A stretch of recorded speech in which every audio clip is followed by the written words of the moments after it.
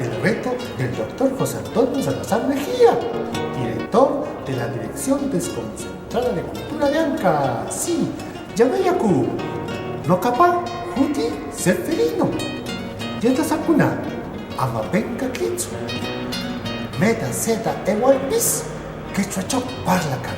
Hola, ¿cómo están? Yo me llamo Seferino. Amiguitos, vaya donde vaya, no se avergüencen, hablen en quechua. Cumplid el reto. Ahora sí, voy a retarle a Richard Colonia de Turmanje que haga también un video promocional del quechua. ¡Hasta la vista!